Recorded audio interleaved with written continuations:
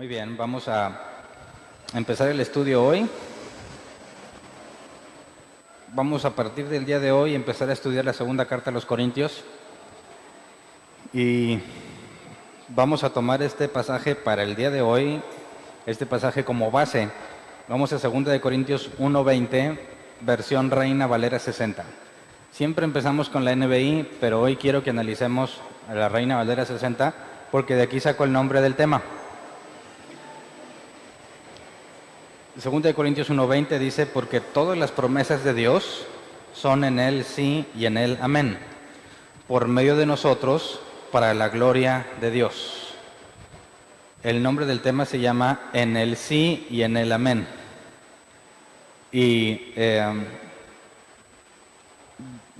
cuando empezamos a analizar una nueva carta, un nuevo libro, primero damos una breve información sobre la carta, en este caso, contexto, quién la escribió, fecha, para tratar de ubicarnos históricamente.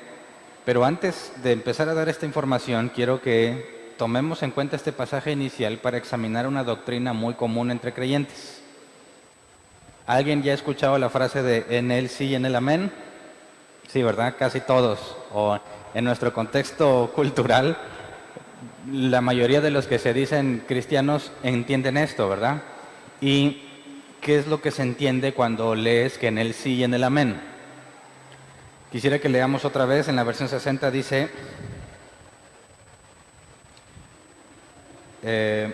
porque todas las promesas de Dios son en Él sí y en Él amén, por medio de nosotros, para la gloria de Dios. Entonces, nuestros amigos, si es que todavía tienes amigos de esos que son, le llaman de la doctrina de la confesión positiva. ¿Habías escuchado ese término? Me encanta que le ponen nombre a cada cosa, ¿verdad? Los del triunfalismo, los de la prosperidad, los de la confesión positiva. Y te ubicas inmediatamente qué clase de creyente es o cuáles son sus bases. Iba a decir bíblicas, pero normalmente no son bíblicas las bases que utilizan. Entonces, cuando tú escuchas a estos amigos nuestros sobre la confesión positiva, ellos aseguran que nuestras palabras tienen poder. ¿Alguna vez lo escuchaste? ¿Alguna vez te enseñaron eso? Que tus palabras tienen poder. De manera que cuando alguien te decía algo que estaba chido, decías, amén, yo lo recibo, ¿verdad? Pero si alguien te decía algo que no era chido, decías, lo rechazo en el nombre de Jesús. ¿Qué pasaba si no lo decías? ¿Qué pasa si no decías, lo rechazo? Se te quedaba pegado de alguna forma, ¿verdad? Entraba en tu vida y podía hacer destrozos. ¿Y qué pasaba si te decían algo chido y no decías que lo recibías en el nombre de Jesús? Pues te lo perdías. Entonces se volvió una especie de poner una atención siempre en estar diciendo qué sí quieres y qué cosas no quieres, y de ahí lo extienden a muchísimas cosas en el ámbito cristiano, y por eso creo que muchos cristianos, cuando escuchan una predicación o cuando alguien está hablando algo, gritan, amén, ¿verdad?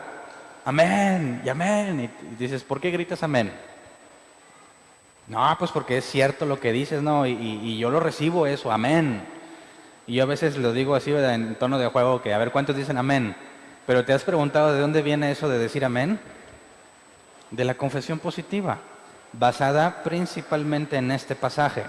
Porque tratando de analizarlo como ellos lo analizan, voy a hacer una breve explicación, y esto no me lo estoy sacando de la manga, tú puedes ponerle una búsqueda en internet, en el sí y en el amén, y te aparecen un chorro de documentos donde te explican en términos muy similares lo que te voy a decir hoy. Ellos analizan este pasaje así, y el fin de hacer la comparación es porque si yo soy pastor a cargo de la enseñanza, mi tarea es nutrir y dirigir, ¿verdad? Un maestro nutre, un pastor dirige. Y si yo soy pastor a cargo de la enseñanza, tengo las dos funciones. Y la dirección implica indicar el camino correcto según Escritura y señalar el equivocado, ¿verdad? Hablar sobre la doctrina bíblica no nada más es decirla, sino también compararla con otras enseñanzas, como Pablo en la segunda carta de los Corintios va a hacer de manera muy frecuente al exponer o tratar de exponer la doctrina de los falsos apóstoles que se estaban infiltrando en la iglesia de Corinto. Entonces, mi intención no es burlarme de los que creen en la confesión positiva. Mi intención es que juntos analicemos su enseñanza para determinar si es bíblica. Y si un día te cuestionan o te topas a uno de estos hermanitos, suponiendo que no podemos asegurar que simplemente por creer en la confesión positiva no son salvos, ¿verdad? ¿Cuántos de aquí creían en eso? Ah, ¿verdad? Entonces puedes decir, no, los que creen en eso son del diablo. Ah, ¿verdad? ¿Cuántos de aquí andaban en eso? Andábamos, porque yo también andaba. Así que el hecho de que crean en eso no significa que no son de Dios y que son del diablo, no. Pongámonos en sus zapatos y suena muy convincente, ¿verdad? Suena útil incluso, suena útil porque puedo deshacerme de las cosas que no me agradan y apropiarme de las que me agradan. Entonces, entre los distintos documentos que encontré y mi experiencia personal en el pasado, de lo que se me enseñó en cuanto a estos pasajes, dice, porque todas las promesas de Dios son en el sí y en el amén, por medio de nosotros, para la gloria de Dios. Y te dicen, cuando una promesa de Dios se te es revelada, tú tienes que decir sí y amén, porque el cumplimiento está ligado a nosotros, porque dice que todas las promesas de Dios son sí y amén por medio de nosotros. ¿Me explico? Según ellos, no es lo que yo estoy diciendo. Según ellos, todas las promesas de Dios son en el sí y en el amén. Hay un error de lectura que ahorita voy a acentuar, pero cuando tú lo interpretas así, en el sí y en el amén, estás dejando o estás leyendo incorrectamente cuando dice en el sí y en el amén, no es como yo lo estoy leyendo, en el sí y en el amén. El artículo el no hace referencia a sí. No sé si me explico. El sujeto no es sí ni amén. Él está haciendo referencia a un sujeto que no está en este versículo. Entonces, tienen que leerlo así, en el sí y en el amén. Pero la lectura correcta es en él sí y en él amén. ¿Verdad? Pero ahorita vemos más a detalle eso. Por lo pronto, supongamos que les tenemos que conceder que en el griego antiguo no hay acentos. ¿Verdad? Podrían decirnos, ¿de dónde te sacaste ese acento si en el griego antiguo no hay acentos? Ni comas, ni puntos, ni nada de eso. Entonces, bueno, hasta ahorita les damos el beneficio de la duda. Y si lo leemos así, en el sí y en el amén, y las promesas de Dios son por medio de nosotros para la gloria de Dios, ellos concluyen que cuando tú escuches una promesa, o si quieres que una promesa se cumpla en tu vida, para glorificar a Dios, tienes que decir sí y amén. Y luego profundizan en la doctrina de qué significa sí y qué significa amén. No en el original, sino como ellos lo entienden. Dicen, tú tienes dos posibles respuestas a una promesa de Dios. ¿Le dices sí o le dices amén? Si le dices sí es porque ya se cumplió, según ellos. Si le dices amén es porque todavía no se cumple y esperas que se cumpla. Pero si tú dices no, eso no va a poder suceder en tu vida. Nunca lo vas a ver materializado en tu vida porque en tu boca hay poder. ¿Verdad? Me imagino que aquí estamos casi todos familiarizados con esa doctrina. Ok. De ahí se desplegarían muchísimas cosas que ellos también analizan. Importan pasajes en este contexto de lo que ellos hablan para tratar de respaldarse. Por ejemplo, Marcos 11:23. Ellos dicen, esto es bíblico y te estamos dando evidencia bíblica. Y como una referencia autoritativa a su interpretación, citan Marcos 11:23. Dice, Nueva Versión Internacional, les aseguro que si alguno le dice a este monte, quítate de ahí, tírate al mar, creyendo, sin abrigar la menor duda de lo que dice, sucederá, lo obtendrá. Entonces, aunado a lo que leímos en el sí y en el amén, ¿cuál es la conclusión? Que si tú le dices a este, quítate de allá, quítate de aquí, vete al mar, o un monte o un árbol, que es en otro pasaje, te va a obedecer. Entonces, tus palabras tienen poder, ¿verdad? Y si en el sí y en el amén, interpretado como ellos lo usan, se lo juntas a este pasaje, ya tienes la doctrina completa de la confesión positiva. Yo le puedo decir a esta enfermedad, vete de aquí. Y según este pasaje, si estoy creyendo sin albergar la menor duda de que sucederá, entonces voy a sanar. Y yo recuerdo que no hace mucho una mujer me escribió en Facebook y me dijo, hermano, Y yo primero le quería agradecer por llamarme hermano, pero luego me acordé que los cristianos no saben qué significa eso y me arrepentí. Tú le llamas hermano a alguien a quien identificas como verdadero creyente de Jesús, a alguien por quien tú dices, con mi vida aseguro que es una persona que nació de nuevo. Pero ahora los cristianos le dicen hermano a cualquier cosa, ¿verdad? Incluso hasta entre los no creyentes. Hermano, ¿cómo está? Dices, bueno, pues entonces, ¿qué significa hermano? Me dice, hermano, quiero que ore por mí, porque me detectaron una enfermedad muy grave, pero yo ya declaré que soy sana. ¿Qué le responderías tú? Yo le respondí y creo que se molestó porque ya no me volvió a escribir nada.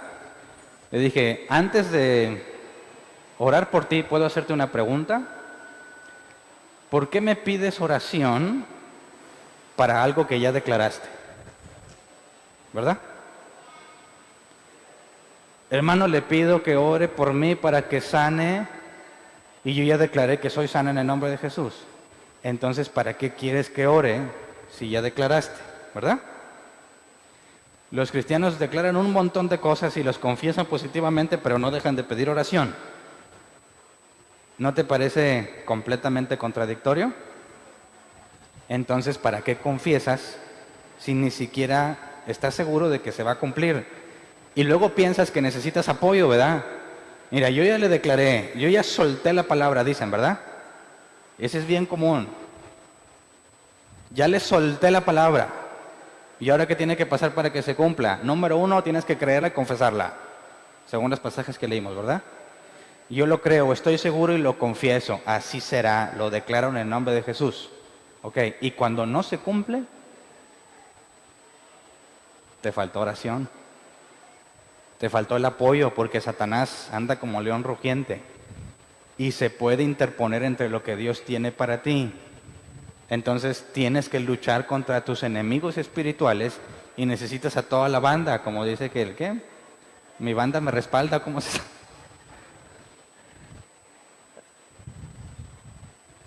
Tienes que andar con los lentes atrás, ¿no? Porque decían que mi barrio me respalda, ¿no? Decían en las redes sociales. Entonces tienen que hacerle montón a Satanás y tienen que juntar a todos en sus redes sociales y en todas las iglesias que puedan, toda la raza que esté dispuesta a orar para montonear a Satanás y que Dios pueda cumplir lo que alguien ya declaró. Completamente antibíblico y lleno de contradicciones en sí mismo, ¿sí o no? Para empezar, la soberanía de Dios. Nadie puede frustrar los planes del Señor. Si Dios lo dijo, ¿no lo hará? ¿Verdad? Dios no intenta, Dios no trata. Dios dice y sucede, aún por encima de Satanás. Cristo está sobre todo poder y autoridad, sobre todo principado, para que sus subordinados, incluyendo a Satanás, haga algo. ¿Quién tuvo que autorizarlo? Dios mismo, ¿verdad? Si tú elevas a Satanás a la altura de Dios, Dios ya no puede ser Dios, porque por definición solo puede haber un Dios. No sé si me explico. Hay un ser que es infinito, ¿verdad? Eterno. Ok. ¿Puede haber dos seres infinitos y eternos?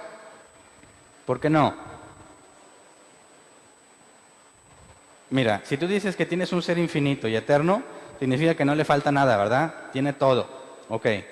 Si tú dices que hay otro infinito y eterno que también tiene todo y no le falta nada, ¿cómo los diferencias uno al otro? No podrías hacer ninguna diferencia, ¿no? Porque si los dos tienen todo, ¿qué te hace pensar que son dos? Para que sean dos, a este le falta lo que este tiene, ¿verdad? Y a este le falta lo que el otro tiene. Pero si le falta algo, ya no es infinito, ya no es eterno, ya no puede ser Dios. Por eso solamente hay un Dios. Y no puedes a nadie, a ningún ser creado, incluyendo Satanás, otorgarle el nivel que solamente Dios tiene. Y todo eso se desprende en el sí y en el amén. Quisiera que vieras lo grave que es la forma en que interpretas un texto, la forma en la que llegas a una conclusión a partir de un texto. porque la intención es analizar la segunda carta a los Corintios y en el primer capítulo nos topamos con esta situación y necesitamos entender el contexto de lo que está sucediendo para ver de qué nos está hablando Pablo y poder sacar una conclusión correcta del pasaje inicial, ¿verdad? Y si demostramos que en el sí y en el amén, este pasaje, está mal interpretado, toda la doctrina de la confesión positiva se viene abajo, ¿verdad?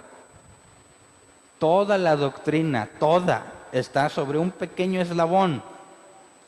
Si eso está mal interpretado, todo cae. Y qué grave es tener toda una doctrina sostenida sobre algo tan sensible, tan falible, tan fácil de tumbar. Entonces, cuando tú te dices cristiano, tienes que asegurarte que tu base es sólida, que no estás agarrándote de un pasajito, ¿verdad? Que la simple lectura en nuestro idioma, en la escritura, deshace en el sí y en el amén, ¿verdad? Pero profundicemos para respaldar bíblicamente a qué se refiere en el sí y en el amén y pues de una vez echar por tierra toda esa doctrina, ¿ok? Entonces, para empezar a leer la segunda carta de los Corintios, quisiera que primero entremos en el contexto de entender lo que está sucediendo o lo que históricamente en ese momento estaba sucediendo, lo cual podemos deducir de la Escritura, porque no lo dice literalmente, pero podemos inferirlo por lo que la primera carta y la segunda carta dice. Y entendiendo cómo estaba la situación, empezamos a leer el primer capítulo, para poder tener el contexto de lo que Pablo está diciendo. Recordemos que para poder interpretar correctamente necesitamos no nada más leer el pasaje, sino el contexto literario, ¿verdad? Todo el capítulo o toda la carta. Además necesitamos el contexto histórico y cultural, porque tenemos que llegar a lo que el autor quiso decir, ¿verdad? Cuando Pablo escribió eso, se lo dijo a los corintios, que tienen una sociedad, una cultura, un momento histórico, que lo que dijo iba a ser entendible para ellos. Y cuando tú lo lees, si no tienes el mismo contexto histórico y cultural, no necesariamente vas a comprender lo mismo. Así que tenemos que ir a ver qué es lo que estaba sucediendo en la medida de lo posible y tratar de ponernos en los pies de los corintios para entender qué se dijo, qué se les dijo a ellos, y como ya estamos en otro tiempo y en otra cultura, ver cómo aplica para nosotros, ¿ok? Entonces, aquí tengo unas notas que en el transcurso del análisis de esta carta las vamos a ir detallando. Por efectos de tiempo se las voy a leer seguido y voy a decir las citas bíblicas, pero no las vamos a ir a leer hoy en detalle. Son citas de la primera carta a los Corintios que ya vimos y citas que vamos a ver en el transcurso de la segunda carta. Así que por efectos de tiempo ahorita solo se las voy a leer así resumida y después lo analizamos a detalle. Número 1, autor de la carta, claro, está en el versículo 1, es Pablo, ¿verdad? ¿En qué año fue escrita? Primera de Corintios fue escrita, se cree, en el 55 después de Cristo. Segunda de Corintios se cree que fue a finales del 55 o principios del 56. A lo mucho hay un año de diferencia entre la primera y la segunda carta. Es decir, las cosas están frescas.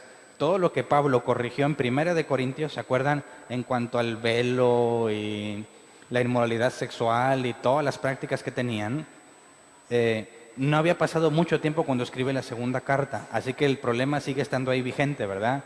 No hubo un tiempo intermedio donde se te olvidó las cosas y tienes que volver a explicar. Todavía está todo fresco en lo que estaba sucediendo. Y para poder entender 2 de Corintios, voy a leer desde que Pablo dejó Corinto y las cosas que pasaron hasta que se escribió la segunda carta. Porque lo que nosotros llamamos primera y segunda de Corintios no fue ni la primera carta ni la segunda. Y ahorita vamos a ver por qué. Entonces, todo esto es sacado de distintos pasajes y armado en una conclusión. Número 1, después de fundar la iglesia en Corinto, Pablo se marchó a otra ciudad. Ya lo sabíamos y lo vimos en Primera de Corintios, ¿verdad? Luego escuchó rumores sobre la inmoralidad en la iglesia de Corinto y les escribió una carta que no tenemos para confrontar ese pecado. Eso lo puedes leer en Primera de Corintios 5:9. Dice, les escribí para decirles que se apartaran de los inmorales. Y obviamente eso no lo dijo en la primera carta a los Corintios, de manera que hubo una carta previa que no tenemos, ¿ok? Luego, mientras estaba en Éfeso, recibió reportes de problemas de división en Corinto, ¿verdad? Ya sabimos que la familia de Estefanas y no sé quién les habían dicho. Y dijimos qué se hace con los chismosos en la congregación, ¿verdad? Se les tiene en alta estima, si se hace correctamente, ¿verdad? porque en lugar de callarse y ser cómplice de todos, expusieron la situación ante Pablo. Luego, cuando se entera Pablo, los corintios, en ese mismo lapso, le escriben una carta a Pablo con dudas específicas.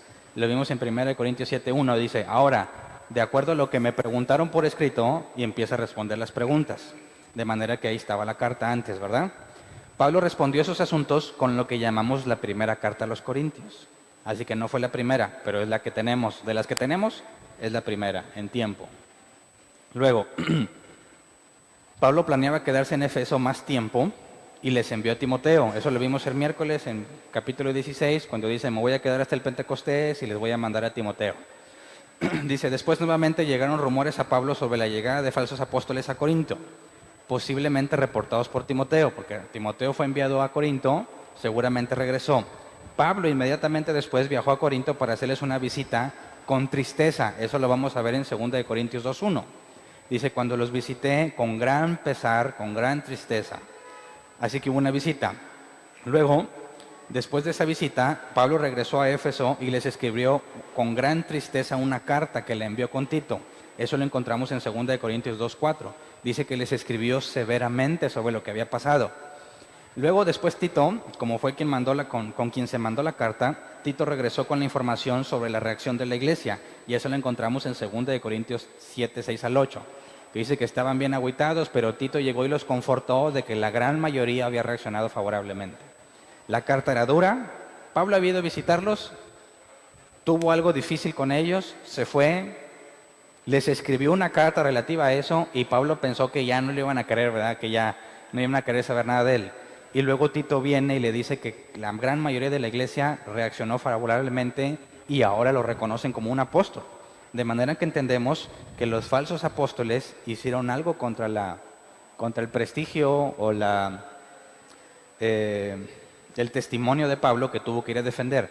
Y la segunda carta a los Corintios, Pablo defiende constantemente su apostolado. Después de eso, cuando encuentra la reacción favorable, Pablo escribe lo que llamamos la segunda carta a los Corintios para expresar su alegría, que es lo que vamos a ver un poco más adelante. Defiende su apostolado, confronta la doctrina de los falsos apóstoles y da instrucciones sobre la colecta para los pobres. De eso hablamos el miércoles. Entonces, entendamos que cuando escribe 2 Corintios, Pablo acaba de tener un enfrentamiento con ellos, principalmente con la doctrina de los falsos apóstoles, para defender quién es él. Está puesto en duda su evangelio y están analizando el evangelio de estos falsos apóstoles que entraron a Corinto, ¿ok? Entonces, en base a eso, empieza a narrar lo que leemos y quisiera que consideráramos, para empezar a analizar el pasaje del sí o el amén, empecemos, bajo ese contexto, a analizar las tres versiones que normalmente leemos. Vamos a 2 Corintios 1:20 para comparar la Reina Valera 60, la Nueva Versión Internacional y la traducción lenguaje actual. Porque estas tres, la Reina Valera 60 está muy apegada al original, está traducida literalmente en la gran mayoría de los pasajes y casi todos los cristianos de mi generación y antes la conocen, ¿verdad? Ya los más nuevos, quién sabe. ¿Por qué la NBI? La NBI es una traducción más actual, independiente de la Reina Valera 60, que también está muy apegada en la gran mayoría de los pasajes en cuanto al texto original. Es una interpretación, es una traducción literal también, pero con un lenguaje muy diferente al de la Reina Valera 60. Y la traducción lenguaje actual le agregamos porque esa no es una traducción literal, es conceptual. No estás leyendo lo que estaba en el original, estás leyendo lo que el equipo de traductores piensa que dijo el autor. Y es útil porque a veces te explica de una forma completamente diferente los contextos y puede ayudarte a comprender lo que las otras dos versiones dicen. Ya me han preguntado y lo quiero decir, ¿por qué no consideras otra como la de Dios habla hoy, Biblia de las Américas? Quizás más adelante me deshaga de una de estas tres, aún no sé cuál, pero muy probablemente pongamos otra, ¿verdad? Traducciones más modernas, pero por lo pronto no. Por lo pronto estamos analizando estas. Entonces veamos los tres pasajes. 2 Corintios 1:20, Reina Valera 60, que ya la leímos, pero para acordarnos, porque de cierto os digo que cualquiera... no, ese es Marcos. Porque todas las promesas de Dios son en Él sí y en Él amén, por medio de nosotros, para la gloria de Dios. Nueva Versión Internacional. todas las promesas que ha hecho Dios son sí en Cristo. Así que por medio de Cristo respondemos amén para la gloria de Dios. La palabra Cristo no viene en el original. Esta traducción no es literal, pero está tratando de resolver una confusión. Porque en el verso anterior, que al rato lo leemos, el sujeto de la oración es Cristo. De manera que cuando dice que es en Él sí y en Él amén, Él es Jesús. Por eso la NBI dice que todas las promesas que ha hecho Dios son sí en Cristo, o sea, en Él. Así que por medio de Cristo, que es Él, respondemos amén para la gloria de Dios. Traducción en lenguaje actual. Y todas las promesas que Dios ha hecho se cumplen por medio de Jesucristo. Por eso, cuando alabamos a Dios por medio de Jesucristo, decimos amén. Y es una manera completamente distinta de explicarla, ¿verdad? Que en este caso, la Reina Valera 60 lo está traduciendo tal cual. Y las personas que acostumbran a leer un pasaje y ya de ahí sacan conclusiones, pues agarran monte fácilmente. Creo yo, no sé qué tan justificable sea, ¿verdad? Pero creo yo que tanto la NBI como la TLA hacen el esfuerzo por eliminar dicha confusión y que quede mejor explicado quién es Él en el contexto de en el sí y en el amén, ¿verdad? Obviamente ya hemos visto que tanto la traducción en lenguaje actual como la NBI agarran monte tratando de explicarlo más fácil, ¿verdad? Así que no siempre es recomendable que se deje escrito esto.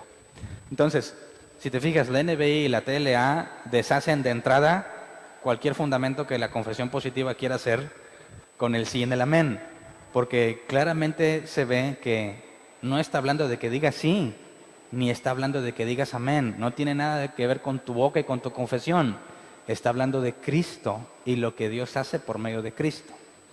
Entonces, eso ya debería ser razón suficiente para ya no considerar la doctrina de la confesión positiva, pero todavía hay cosas más importantes para poder entender a qué se refiere. Así que leamos el contexto. 2 de Corintios 1, del 12 al 17. Del 1 al 11, espero yo lo analicemos el miércoles. ¿Por qué? Porque yo pensaba hablar las dos cosas hoy, pero me iba a extender mucho. Si ya me extiendo mucho, imagínate que yo diga me voy a extender mucho, es porque ya, ahora sí va a ser demasiado, ¿verdad? Así que por amor a ustedes, corté ese tema para analizarlo a profundidad el miércoles. Por eso no quiero que piensen, Hernán se está brincando un chorro de pasajes. Lo vamos a analizar el miércoles. Leamos del 12 al 17. Nueva versión internacional dice: para nosotros el motivo de satisfacción es el testimonio de nuestra conciencia. Nos hemos comportado con el mundo y especialmente entre ustedes con la santidad y sinceridad que vienen de Dios. Nuestra conducta no se ha ajustado a la sabiduría humana, sino a la gracia de Dios. No estamos escribiéndoles nada que no puedan leer ni entender. Espero que comprenderán del todo. Así como ya nos han comprendido en parte, que pueden sentirse orgullosos de nosotros, como también nosotros nos sentiremos orgullosos de ustedes en el día del Señor Jesús. Pausa. Si te fijas, aquí nos deja ver que la visita anterior tiene que ver con la confianza que tenían en Pablo, ¿verdad? Y que dice que les está escribiendo de manera que entiendan que al cabo que ya comprendieron en parte, que no tienen por qué dudar de Pablo, ¿verdad? Pero como quiera, no tienes plena certeza sino hasta que llegue el día en que Jesús venga por nosotros. Y en ese entonces, dice, nos sentiremos orgullosos Pablo y los corintios unos de los otros, ¿verdad? Porque allá vas a decir, sí llegaste, ¿verdad? Orgulloso. En lugar de llevarte la sorpresa de que y no vino tan chido que predicaba, tan chido que confesaba, declaraba con poder. Bueno, pues ya sabes por qué no va a estar allá, ¿verdad? Entonces, versículo 15. Confiando en esto, quise visitarlos primero a ustedes para que recibieran una doble bendición. Es decir, visitarlos de paso a Macedonia y verlos otra vez a mi regreso de allá. Pausa. Pablo consideraba que su visita a la iglesia era una bendición, ¿verdad? Y la doble bendición es que los iba a visitar 2 veces. ¿Ok? ¿Está siendo altanero o no? ¿En qué se basa para eso? Imagínate que yo te diga, hermanos, hoy tienen la bendición de tenerme con ustedes. ¿Cómo lo verías de mi parte? Y digo, y van a tener más bendición porque voy a estar 3 horas con ustedes. Bien bendecidos van a estar. Fíjate, este tipo de declaraciones normalmente las hacen aquellos pastores que no traen una doctrina correcta. No sé si te has dado cuenta. Te dicen, hoy traigo una palabra para ti de parte de Dios. Bien seguros. Y si yo sé que te vas a ir bendecido. Bien seguros, ¿verdad? ¿De dónde viene esa seguridad? Te dicen, saliendo de aquí vas a ser transformado. Y va a haber ventanas abiertas y van a caer sobre ti las bendiciones. Y las cosas van a cambiar. Tú eres un gigante en las manos de Dios. ¿Verdad? ¿Gracias a qué? A lo que Él te reveló. A lo que Él te acaba de declarar. A el mensaje que Dios le dio y te acaba de entregar. De manera que centran la atención en que necesitas tenerlo a Él para que tú puedas avanzar en las cosas de Dios. Y si lo quieres quitar del camino, pierdes la bendición. ¿Verdad? Dicen que la gravedad lo explica fácilmente. Que si tú ungías a Aarón y le pones aceite en la cabeza, ¿quién es el primero que recibe bendición? ¿Qué parte del cuerpo es la primera que es bendecida? Pues la cabeza. ¿Y quién es la cabeza de la iglesia? Según ellos, el pastor, ¿verdad? Entonces, cuando un rebelde de la iglesia dice, a mí no me está cayendo nada de bendición, nomás a ti, ¿cuál es la respuesta? Pues la gravedad. La fuerza de gravedad lo explica todo. ¿Qué tiene que ver la fuerza de gravedad? Pues si tú echas la bendición de Dios sobre una iglesia y esa iglesia tiene una cabeza, que es el pastor, ¿a quién le cae primero la bendición? Pues al pastor. ¿Y tú qué eres? ¿Líder? No. ¿Director? No. ¿Evangelista? No. ¿Ujier? Que es el de los últimos, ¿verdad? En muchas partes. Ni Ujier, no. Compadre, entonces ¿cuándo te va a llegar a ti? Tú estás ahí abajo. ¿Verdad? Así que por efectos de la gravedad, que no tiene nada que ver con la unción y las cosas bíblicas, te dicen, tú aguanta porque se va a tardar en llegar. Ahora no te va a llegar todo completo, ¿verdad? Porque ya está bien repartida. Entonces, centran tanto la atención en sí mismos que ellos se convierten en el canal de bendición para tu vida. Cuando la Escritura dice que solo tenemos un mediador entre Dios y los hombres, Jesucristo hombre. Y la Biblia dice que Jesús es la cabeza de la iglesia, no un pastor. Y tener un pastor es ir en contra de los reglamentos bíblicos que señalan a una multitud de pastores. Entonces, ¿por qué Pablo dice, les va a caer doble bendición? Voy a ir una vez y de regreso otra vez. No quites lo que acaba de decir y lo que nos va a decir. Si Pablo efectivamente habla lo que Dios ha enseñado, ¿te resultará de bendición? ¿Sí o no? Quisiera que lo pusiéramos en nuestros tiempos. Estamos tratando de interpretar la carta de Pablo haciendo nuestro mejor esfuerzo. ¿Qué de beneficio sería que Pablo mismo viniera y nos la explicara? ¿Cambiaría? ¿Sería de bendición? Claro, así que aguas. Cuando tú ves que unas personas aplican este concepto de que ellos son el medio y que yo te voy a dar la bendición, examina su doctrina. ¿Verdad? Si efectivamente es bíblica, te va a ser de bendición, no lo pongo en duda. Si te están diciendo mugrero y medio inventado, son unos mentirosos que están tratando de enseñarte que sin ellos no puedes hacer nada. ¿Verdad? Ok. Entonces, versículo 16, es decir, visitarlos de paso a Macedonia y verlos otra vez a mi regreso de allá. Así podrían ayudarme a seguir el viaje a Judea. Al proponerme esto, ¿acaso lo hice a la ligera?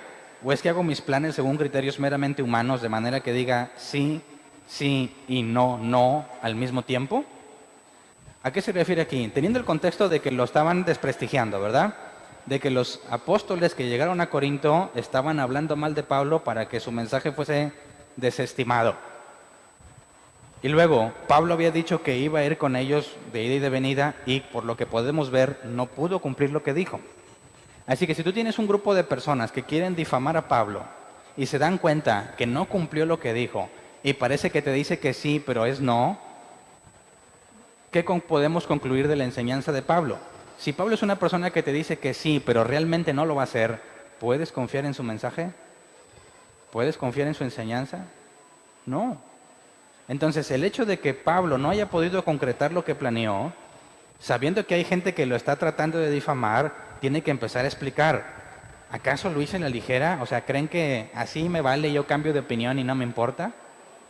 Dice, ¿o es que hago mis planes según criterios meramente humanos? O sea, Pablo hace su plan sin considerar la voluntad de Dios, que sería otra cosa muy grave, ¿verdad? Porque no sería confiable su mensaje. Dice, de manera que yo diga sí, sí y no, no al mismo tiempo, o sea, ¿no es congruente? Pablo cuestiona eso porque eso es lo que están tratando de hacer con él, desprestigiarlo, ¿verdad? Leamos versículos 18 y 19. Pero tan cierto como que Dios es fiel, el mensaje que les hemos dirigido no es sí y no, porque el Hijo de Dios, Jesucristo, a quien Silvano, Timoteo y yo predicamos entre ustedes, no fue sí y no, en Él siempre ha sido sí. Y aquí hay un juego de palabras que se puede revolver, así que desglosémoslo. Pablo quiere defender que él no está siendo negligente ni de doble lengua, o que no es incongruente cuando no pudo cumplir con su plan, ¿verdad? Y quiere demostrar que su mensaje, el Evangelio, es válido a pesar de que él no haya podido cumplir con lo que se propuso. Y dice entonces, el mensaje que les hemos dirigido no es sí y no, referente a Dios. Es decir, la enseñanza que han recibido de Pablo no se contradice en sí misma. No dijo Pablo, Jesús resucitó de los muertos, y le dijo, siempre no, no resucitó. Como algunos vimos que enseñaban que no había resurrección de los muertos. Y Pablo hacía referencia, ¿cómo puede ser entonces que si no hay resurrección, Cristo resucitó? Porque si tú aseguras que no hay resurrección, entonces invalidas el Evangelio. Y Pablo está demostrando que su mensaje no es contradictorio, que lo que él ha dicho sigue firme, no cambia.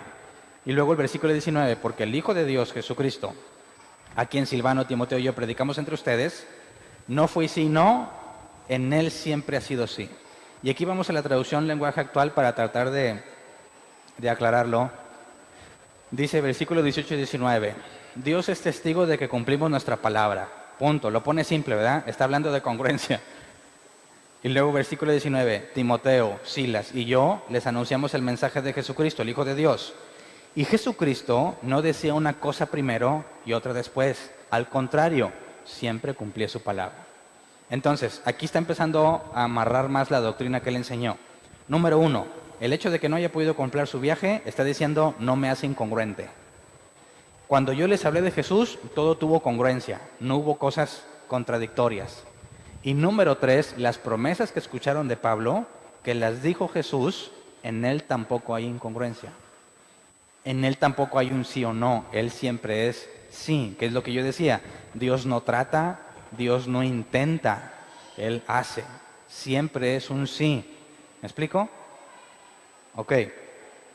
Y luego el versículo 20, que es el que estamos poniendo como base. Nueva versión internacional, todas las promesas que ha hecho Dios son sí en Cristo. Así que por medio de Cristo respondemos amén para la gloria de Dios. Traducción lenguaje actual. Y todas las promesas que Dios ha hecho se cumplen por medio de Jesucristo. Por eso, cuando alabamos a Dios por medio de Jesucristo, decimos amén.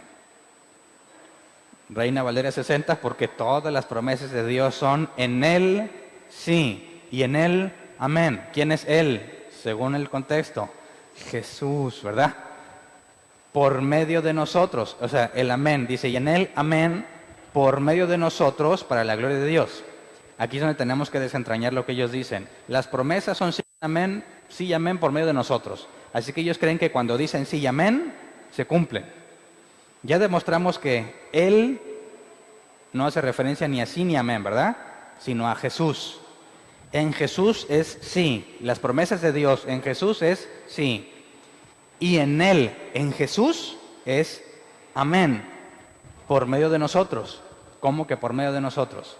Por eso la TLA dice, por eso cuando alabamos a Dios por medio de Jesucristo decimos amén. En Jesús está el amén cuando nosotros lo decimos. Se traduce o se explica de esta forma. Cuando nosotros decimos amén es gracias a Jesús. Y quiero explicar por qué. Cuando analizamos el original, cuando habla de sí y amén, la palabra sí, pues es sí, esa no tiene ciencia, pero la palabra promesas, que es las promesas, son en el sí y en el amén. La palabra promesas es el griego epagelia, que se traduce como promesa, término legal que se refiere a una promesa con aprobación oficial. O sea que en términos legales, cuando tú decías algo era ante testigos certificado de que realmente eso es verdadero. Entonces, cuando habla de las promesas de Dios, no necesariamente es algo que te va a dar, es algo que Él ya dijo y que está aprobado por Él, oficialmente hablando. Y la palabra amén, ese griego amén, que se traduce como así sea, con toda seguridad o verdaderamente. Entonces, cuando alguien dice amén, puede decir así sea, ¿verdad? En el futuro. O está diciendo eso es totalmente seguro de que va a suceder. O eso que se dijo es verdadero. Por eso cuando algunos amigos cristianos dicen, yo he visto testimonios que dicen, no, y el demonio tiene poder. ¿Y qué dicen? Amén. ¿Verdad? ¿Por qué dices amén, verdad? Si no hay ningún poder que ser creado tenga, a menos que provenga de Dios. Entonces el demonio no tiene poder como de él mismo. ¿Y por qué la gente dice amén? Pues por ignorancia, ¿verdad? Entonces, ¿cómo es que a las promesas que Dios ha dicho, pongamos la más importante de todas? Ya lo analizamos hace como un mes, pero tiene que ver con esto. La elección y la predestinación. ¿Se acuerdan que lo analizamos? Dios eligió y predestinó, priorizó en griego, que significa ordenar de antemano. Algo que Él dijo que sucedería. Y luego la carta a los Efesios nos dice que antes de la fundación del mundo. ¿Ok? ¿Esa es una especie de promesa? Me voy a poner yo en el ejemplo, ¿verdad? Imagínate que antes de crear todo, Dios dijo, Hernán va a estar conmigo por la eternidad. Y lo ordenó. Ok. Yo ahorita conozco a Dios. ¿Qué tanta certeza puedo tener de que voy a estar con Él? ¿Qué tan seguro puedo estar? Si Dios dijo, Hernán va a estar conmigo, ¿puedo confiar en eso? ¿Cómo puedo decir yo amén a esa promesa? ¿Cómo podría yo decirlo? ¿Por medio de quién puedo confiarle a Dios? ¿Por medio de quién conozco a Dios? ¿Por medio de quién dejé de ser su enemigo? ¿Por medio de quién? De Jesús. Así que el amén en nosotros es por medio de Jesús, porque sin Jesús somos enemigos de Dios y las cosas de Dios son locura para nosotros, como ya lo analizamos. La predicación del Evangelio es tropezadero para los gentiles, para los judíos, locura para el gentil. La única forma en que yo le digo a algo que Dios dijo, eso es verdadero, es por medio de lo que Jesús ha hecho en mi vida, lo que hizo por mí. ¿Me explico? Luego, en cuanto a las promesas, dice, se cumplen en Jesús. ¿Qué significa esto? Cuando el Padre dijo, Hernán se va a salvar, y lo ordeno, ¿quién vino a cumplirlo? Yo no, ¿verdad? Fue Jesús. Jesús dijo, lee Juan capítulo 6, he venido a cumplir la voluntad del Padre, y esta es la voluntad, que de los que Él me da, no pierda yo a ninguno. O sea que cuando Dios dijo en la elección, predestinación, antes de la fundación del mundo, Hernán va a estar conmigo, y Jesús viene y dice, yo he venido a cumplir lo que el Padre me encomendó, de los que Él me dio. Es decir, Jesús diría, Dios me dio a Hernán, y la voluntad del Padre es que Hernán nunca se pierda. ¿Ok? Así que la promesa de Dios fue en Jesús un sí, se cumple y Jesús vino a hacer lo que estaba destinado que hiciera para ser nombrado sumo sacerdote, obtener la redención de todos, y estoy resumiendo lo que ya analizamos, ¿verdad? Y gracias a la estatura de Cristo, el alto nivel que obtuvo, al descender de Él podemos estar ante el Padre. Así que por medio de Él fue un sí, y el hecho de que yo diga que creo en eso, que es verdadero, es por lo que ha hecho en mí. Y luego nos dice, versículos 21 y 22, Nueva Versión Internacional, Dios es el que nos mantiene firmes en Cristo, tanto a nosotros como a ustedes. Él nos ungió, nos selló como propiedad suya y puso su espíritu en nuestro corazón como garantía de sus promesas. Está hablando de tres personajes en estos dos pasajes. El Padre, el Hijo y el Espíritu Santo. Y los tres tienen que ver en la salvación, ¿verdad? Dios es el que nos mantiene firmes en Cristo. Dios ha dicho algo, se ha cumplido en Cristo. Y quisiera que analicemos el original, qué significa estar firmes.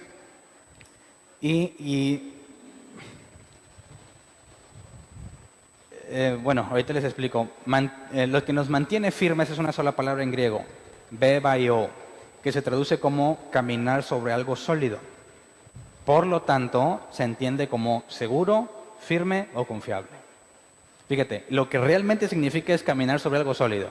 Y te trata de explicar una situación, ¿verdad? ¿Qué se siente caminar sobre hielo o sobre algo resbaladizo? ¿Y qué se siente caminar sobre algo sólido que no te hace tropezar? Por eso se traduce como firme, seguro y confiable. Entonces, cuando dice, te mantiene firme, Dios nos mantiene firmes. Volviendo al tema de la promesa que Dios ha hecho y de la orden antes de la fundación del mundo. Si depende de mí, como muchos enseñan, que la salvación se puede perder y que la tienes que mantener, ¿ok?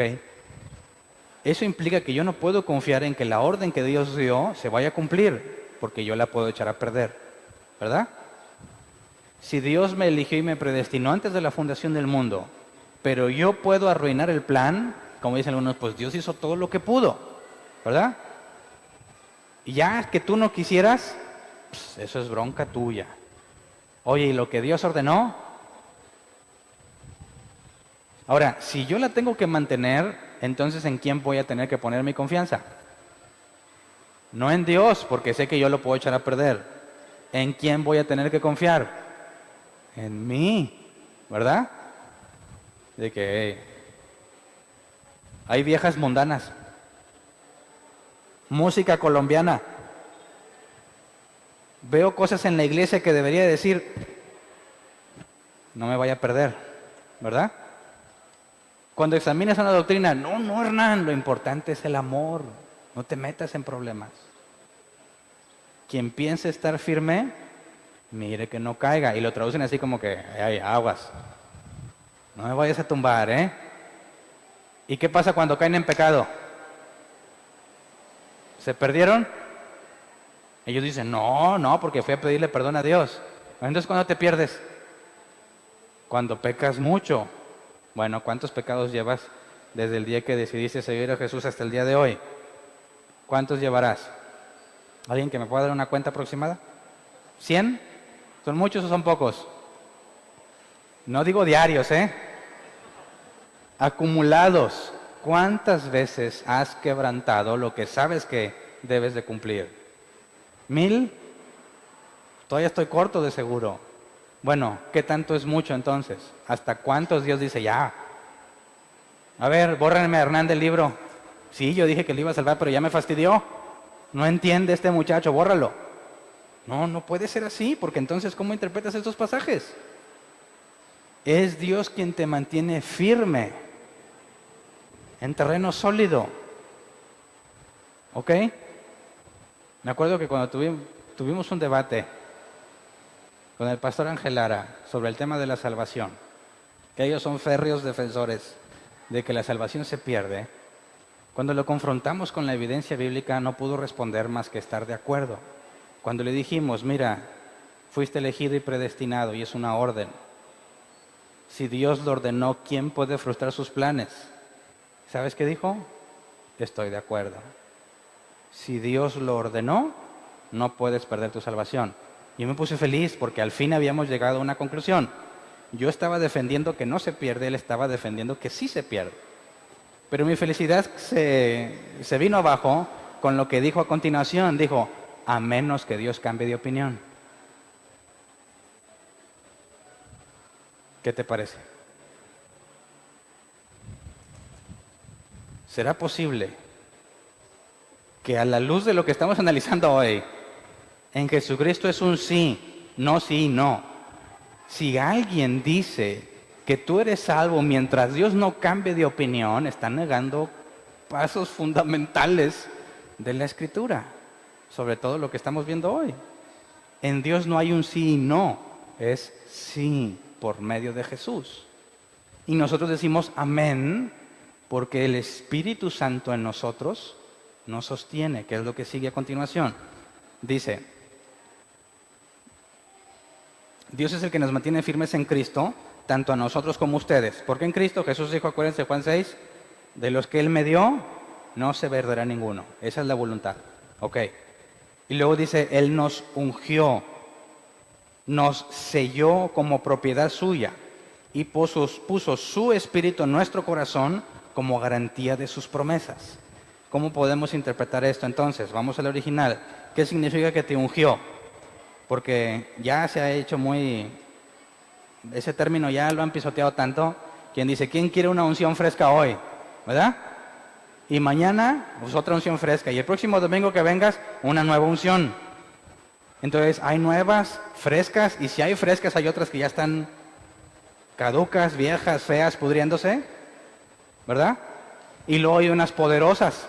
Esta es una unción poderosa. Y si hay unas poderosas, entonces hay unas debiluchas. Así que el concepto de unción lo han pisoteado de manera grave. Cuando tú lees aquí unción, dices, pues yo recibo una nueva cada mañana. No entiendes de qué se está hablando. O no, es que mi pastor la otra vez me dio una nueva, fresca y poderosa. No está hablando de eso que los cristianos le llaman unción.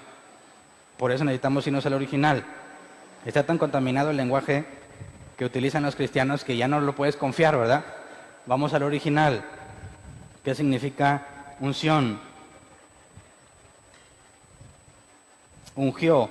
La palabra griega es krió, que se traduce como, se toma el concepto del hebreo, derramar aceite sobre alguien para indicar que tiene el Espíritu Santo. ¿Se acuerdan de cómo nombraban reyes? Se le ungía con aceite. ¿Significa que ahí recibía el Espíritu Santo? No, significa que ya lo tiene, y lo tiene porque Dios lo eligió para dirigir a su pueblo. ¿Ok? Entonces, ¿cuántos quieren una nueva unción? ¿Qué están diciendo? ¿Quieren que otra vez te vuelvan a echar aceite de que tienes el Espíritu Santo? Dices, ¿para qué? Si hace tiempo lo recibí, ¿verdad? Una unción poderosa, ¿qué tiene que ver lo poderoso con una señal de que tienes el Espíritu Santo, verdad? Entonces, te está diciendo, Dios nos ungió. Dijo, estos tienen mi espíritu, ¿verdad? Y luego dice que no selló. El griego es fragizó, que se traduce como sellar, poner una marca de propiedad o de autorización. Apocalipsis nos dice que vendrá por todo el que tenga el sello de Dios, ¿verdad? Entonces, Dios te da una señal, este tiene mi espíritu, y luego un sello, este es mío. ¿Quién se lo puede quitar a Dios? ¿Quién le puede quitar a Dios su propiedad? ¿Quién puede pescarlo descuidado? ¿Quién tiene el poder para decirle a Dios, dame eso? Pero es mío, tiene mi sello, no me importa. Hernán ya no quiere nada contigo. ¿Sucederá? Si ya tengo el sello, yo puedo decir, ya no quiero nada con Dios. ¿No? ¿No puedo? Entonces ya no soy libre. Sí puedo decirle, ¿verdad? Ya no quiero nada con Dios. ¿Y qué va a pasar? ¿Qué haces si tu hijo te dice, déjame jugar al PlayStation o al Xbox o a lo que tengas? No, voy de la casa. Me voy. ¿Qué vas a hacer con él? Pongamos que tiene unos 8 años, ¿verdad? Si ya tiene 30 y te dice eso, que se largue. 8 años, ¿qué le vas a decir? No, mijo, no. Allá está el diablo afuera. Está la maldad en el mundo. ¿Qué vas a hacer? ¿Qué le vas a decir si eres un papá cristiano y bíblico?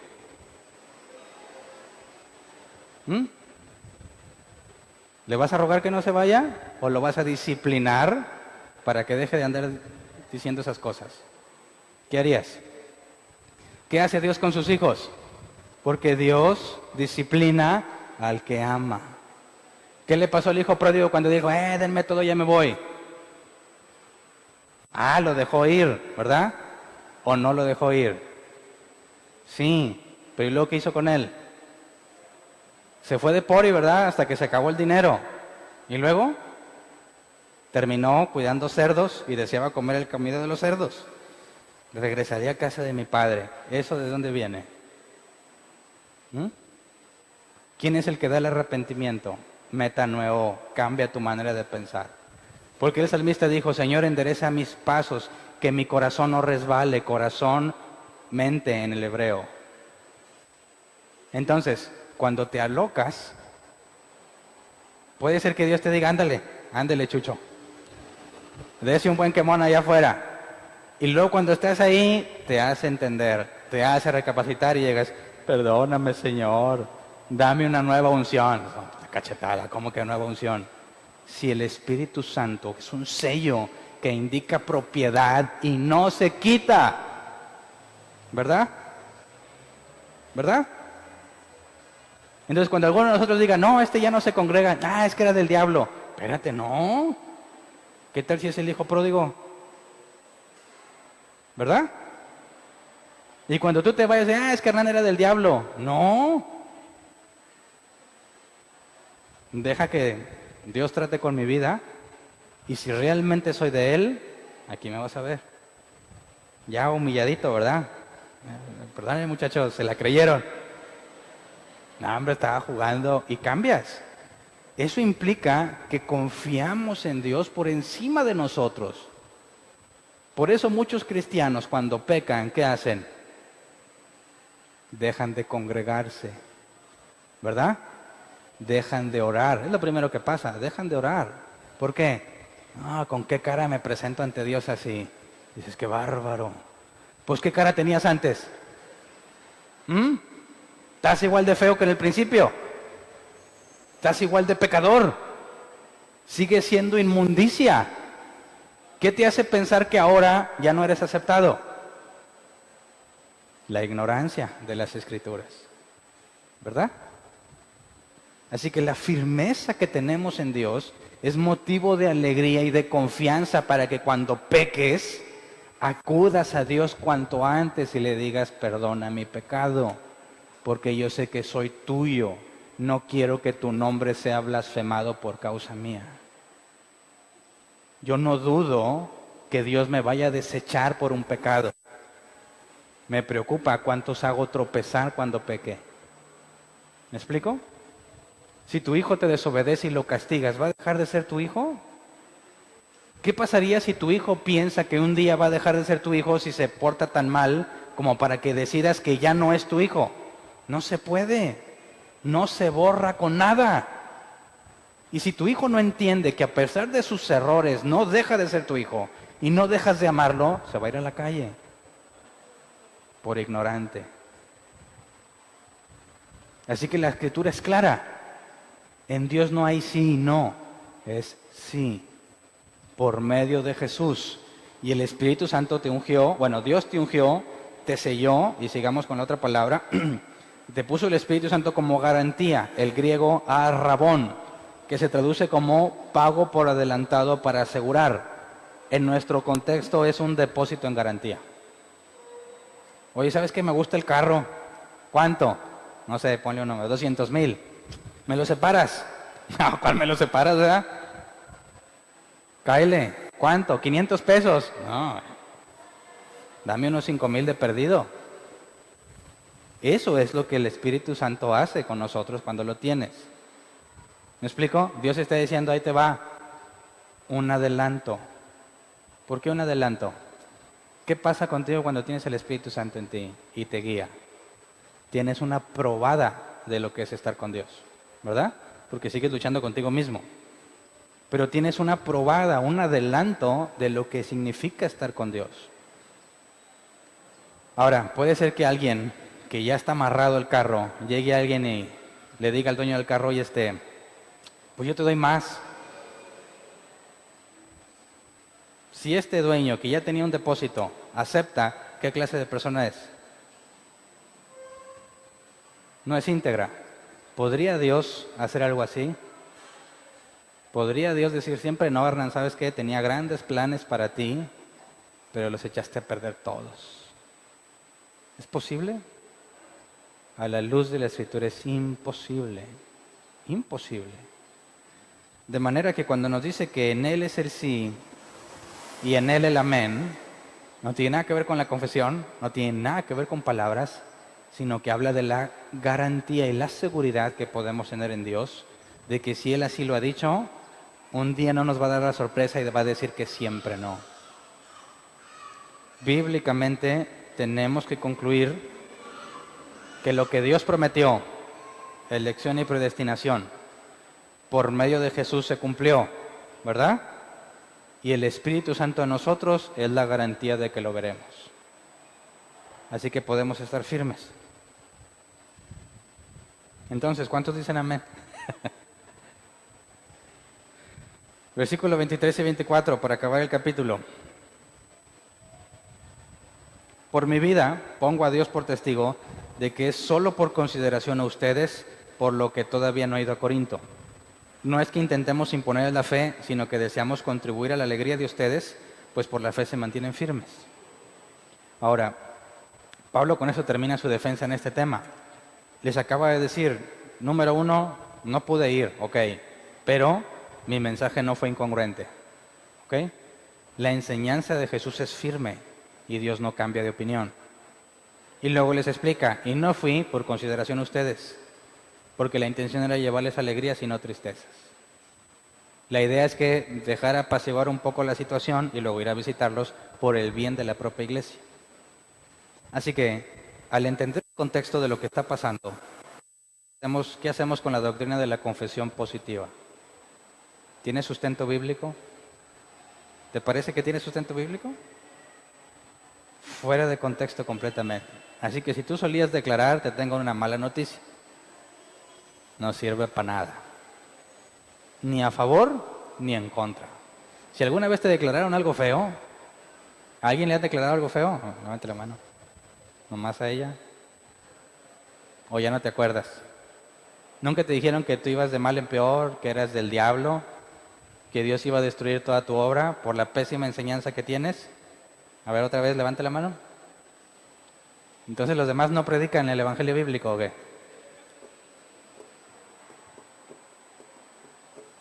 Bueno, ¿le puedes tener miedo a esas declaraciones? ¿Qué tal si Dios dice, oye Hernán, pues es que lo pusieron en Facebook, 15,000 likes?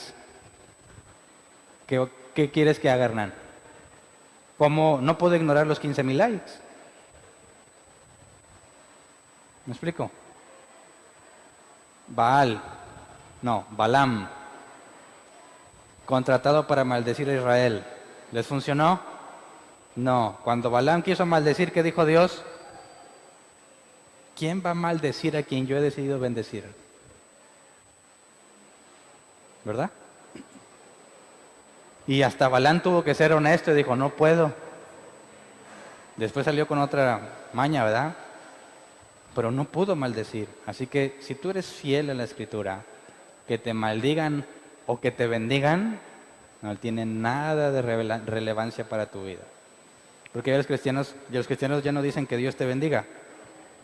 Dicen, Dios te bendice. ¿Verdad? ¿Sí? Ojalá vieras mi vida porque veas tan bendecido que estoy. Porque eso es lo que vamos a ver el miércoles. Porque si las promesas de Dios se cumplen, eso no significa que te va a ir siempre bien, ¿eh?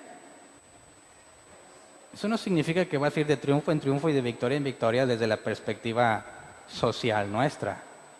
Porque Pablo habla, y ya no voy a entrar en ese tema porque les prometí que lo iba a dejar para el miércoles, pero Pablo habla de que les ha ido pésimamente mal y pensaban que se iba a morir y que Dios permitió todas esas situaciones malas para que después pudiera consolarlos y una vez ellos ser consolados puedan consolar a otros. Y también tenemos una promesa en cuanto a eso. Jesús dijo, en el mundo tendréis aflicción. ¿Fue una sugerencia? ¿Un tip o una promesa? Así que no digan, no, hombre, ya estuvo, todas las promesas son sí y amén. Bueno, todas las promesas, no nomás las que te gustan, ¿verdad? Pero eso ya será tema del miércoles. Entonces, esperamos que nuestro amigo Ángel Lara empiece a analizar más a detalle la Biblia y llegue a una conclusión bíblica. Es imposible pensar que Dios va a cambiar de opinión y que ya no te quiere salvar. Es imposible pensar que alguien puede arrebatarle a Dios una de sus ovejas. Es imposible pensar que puedas deshacer un anticipo legal de compra y venta porque somos siervos de Jesús. Pero eso no es una excusa para pecar, ¿verdad? Porque aquel que es de Cristo ha nacido de nuevo y las cosas viejas pasaron. Todas son hechas nuevas. El que dice que ama a Dios y no obedece sus mandamientos, dijo el apóstol Juan, es un mentiroso. Así que si alguien está diciendo yo salvo, siempre salvo y por eso hago lo que quiera, ya se quedó en evidencia, ¿verdad? Queda descubierto, eres un mentiroso.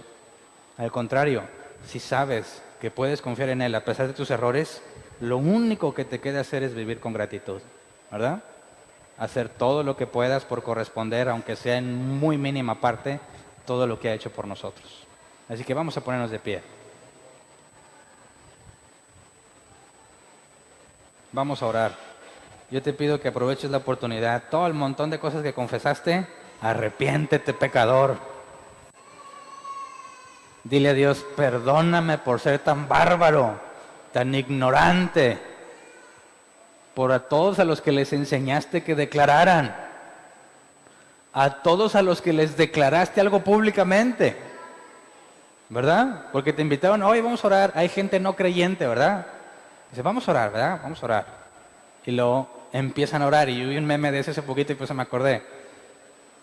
Dice, llega una persona bíblica a una reunión de oración de cristianos no bíblicos, ¿verdad? Dice, vamos a tomarnos de las manos y vamos a orar, ¿verdad? ¿Quién ya vio ese meme? Ya lo vi. Pónganse a trabajar, ¿qué andan haciendo ahí? Yo también lo vi y estaba trabajando, ¿eh?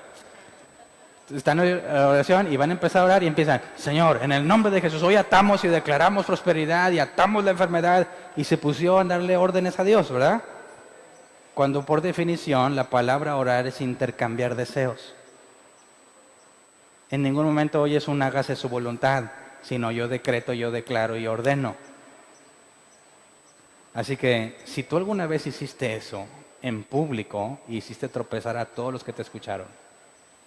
Porque si tú tenías algo de credibilidad, asumen que lo que dijiste era creíble. Y seguramente lo están practicando a raíz de lo que oyeron en ti. Y necesitas arrepentirte y pedir perdón de eso. Y hacer la corrección siempre que sea posible. Y decirle, ¿sabes qué? Una vez te declaré un montón de cosas. Perdóname. No sabía lo que decía. Ahora sí que como Saúl, locamente hablé. Locamente hablé.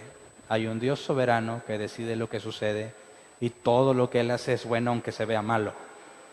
Y yo no tengo ninguna autoridad para tratar de cambiar sus planes. ¿Verdad? Si tú estás esperando algo en Dios y ya lo declaraste, también pídele perdón. Y dile, no se haga mi voluntad, sino la tuya.